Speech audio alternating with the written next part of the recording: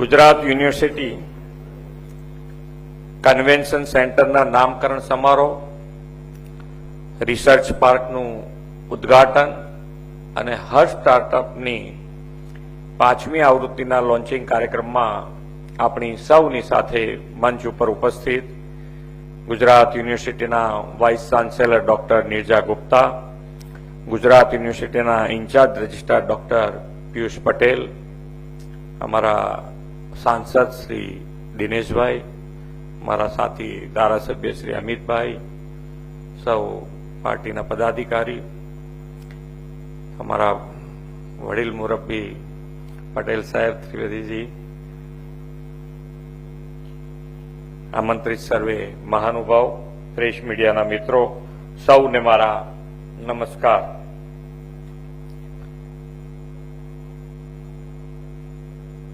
ગઈકાલે આપણે રંગોત્સવ ઉજવ્યો ને આજે મહિલા સશક્તિકરણનો ઉમંગ ઉત્સવ ઉજવવા માટે આપણે સૌ ભેગા થયા છે.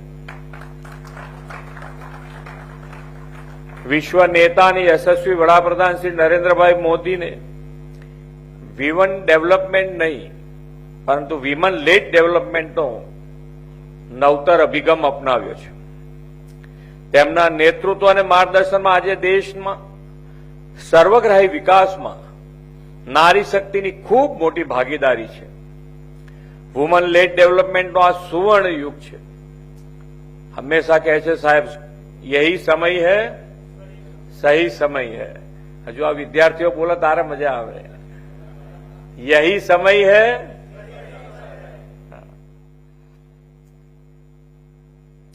26 જાન્યુઆરીની નેશનલ પરેડનું નેતૃત્વ દીકરીઓ કરે છે, ફાઇટર જેટ પણ ઉડાવે છે અને અંતરિક્ષમાં પણ દેશના ગૌરવના પરચમ લહેરાવી રહી છે. આજે અગણિત સિદ્ધિઓમાં વધુ 3 નવા આયામો જોડાવાના છે. સૌ પ્રથમ ગુજરાત યુનિવર્સિટી નારી રત્ન વિદ્યા ગૌરી નીલકંઠના નામ સાથે ગુજરાત યુનિવર્સિટીનું કન્વેન્શન સેન્ટર કાર્યરત થયું છે. ધ્રુવ કમલ રિસર્ચ પાર્કની શરૂઆત અને રાજ્યમાં હર્ષ સ્ટાર્ટઅપના 5મા સંસ્કરણનો પ્રારંભ પણ આજે થયો છે. આદરણીય વડાપ્રધાન શ્રી 21મી સદીના ડેકેડને ભારત માટે ટેકેડ બનાવવાનો નિર્ધાર કર્યો છે અને એમાં યુવા શક્તિના નવા સાહસ કૌશલ્યને જોડવા સ્ટાર્ટઅપ ઇન્ડિયા પ્રોગ્રામ લોન્ચ કર્યો છે. તેમણે સ્ટાર્ટઅપ ઇન્ડિયાથી યુવા શક્તિને ખીલવવાના અને આપને આંબવાના અપાર અવસરો આપ્યા છે. આ સ્ટાર્ટઅપ ઇન્ડિયા હવે એક રિવોલ્યુશન બની ગયું છે. એક દશક પહેલા દેશમાં 500થી પણ ઓછા સ્ટાર્ટઅપ હતા. આજે 2 લાખ જેટલા સ્ટાર્ટઅપ કાર્યરત છે. 2014માં માત્ર 4 યુનિકોર્ન સ્ટાર્ટઅપ હતા, તે આજે 125થી પણ વધુ થયા છે. સ્ટાર્ટઅપ ઇન્ડિયાનો વ્યાપ અને ગતિ જેટ સ્પીડે વધી રહ્યા છે. આ બદલાવમાં દીકરીઓ ખૂબ મોટો ફાળો છે.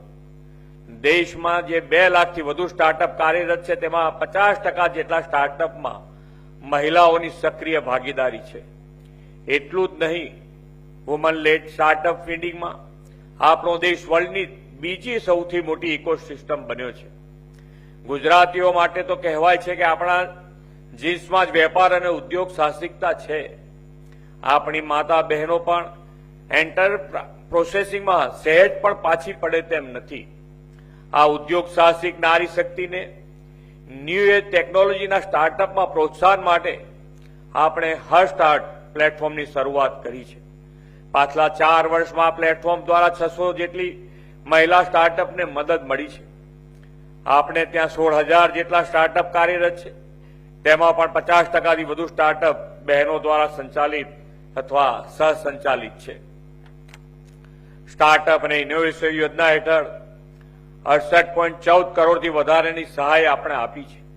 આ વર્ષના બજેટમાં પણ 45 કરોડની જોગવાઈ student startup and innovation policy 2.0 માટે કરી છે. રાજ્ય સરકાર મહિલા સ્ટાર્ટઅપને વધુ પ્રોત્સાહન આપવા માટે કટિબદ્ધ છે. તેમાં હર સ્ટાર્ટઅપ નવું બળ આપશે. વડાપ્રધાન શ્રી મોદી સાહેબે ભારતને વિશ્વગુરુ બનાવવાનો નિર્ધાર કર્યો છે. આ માટે ટેકનોલોજી, રિસર્ચ એન્ડ ઇનોવેશનમાં આત્મનિર્ભરતા આવશ્યક છે. ભારત આજે એઆઈ, ક્વોન્ટમ કોમ્પ્યુટિંગ, રોબોટિક અને ગ્રીન ગ્રોથ તથા સેમિકન્ડક્ટર જેવા ઇમર્જિંગ સેક્ટરમાં આત્મનિર્ભરતા સાથે લીડર બનવા આગળ વધી રહ્યું છે. આદરણીય વડાપ્રધાનશ્રીએ હમણાં થોડા દિવસ પહેલા જ સાણંદમાં સેમિકન્ડક્ટર પ્લાન્ટનું ઉદ્ઘાટન કર્યું છે. સાણંદ અને ધોલેરા બે સેમિકન્ડક્ટર હબ તરીકે હજારો યુવાનો માટે હાઈટેક રોજગારીના અવસરો ઉભા કરશે. સેમિકન્ડક્ટર સેક્ટરમાં મહિલાઓ માટે અસીમ તકો છે અને આ હર સ્ટાર્ટઅપ મહિલા સાહસિકતા અને ટેકનોલોજીનું નેતૃત્વ ક્રાંતિકારી કદમ બનશે તેમ હું સમજુ છું. ટેકનોલોજી જેન્ડર નથી જોતી.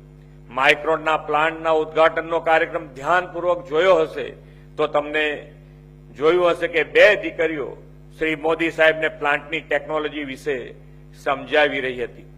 હર સ્ટાર્ટઅપ દ્વારા આવી હોનહાર બહેનો semiconductor startup, chip design, fabrication management, semiconductor packaging અને ડીપ ટેક ઇનોવેશન શરૂ કરવા મદદરૂપ થવાની આપણી નેમ છે. આ માટે મેન્ટરશીપ, ફીડિંગ અને ઇન્ક્યુબેશન સ્ટાર્ટઅપની દિશામાં રાજ્ય સરકાર પોઝિટિવિટીથી આગળ વધવા ઉત્સુક છે. આપણો આશય છે કે બહેનો AI, engineering, semiconductor designer, tech founder અને ઇનોવેશન લીડર બનીને ગુજરાતને આ સેક્ટરમાં પણ અગ્રીમ રાજ્ય બનાવે. હર સ્ટાર્ટની આ 5મી એડિશન એ માટેનું સક્ષમ કેપેસિટી બિલ્ડિંગ પ્લેટફોર્મ બનશે. ટેકનોલોજી એ માત્ર કેરિયર ઓપ્શન નથી, રાષ્ટ્ર નિર્માણનું એક મિશન છે. વડાપ્રધાન શ્રી મોદી સાહેબે આપેલા વિકસિત આત્મનિર્ભર ભારત માટે આપણે ગુજરાતને સ્ટાર્ટઅપ હબ સાથોસાથ women led deep tech innovation hub બનાવવાનો સંકલ્પ કરીએ. એ માટે ગુજરાત યુનિવર્સિટીના આ હર સ્ટાર્ટઅપ 5.0 ને અને રિસર્ચ પાર્ક નિર્ણાયક ભૂમિકા ભજવે એવી શુભેચ્છાઓ પાઠવીને વિરમું છું. ભારત માતા કી જય. વંદે માતરમ. જય જય ગરવી ગુજરાત.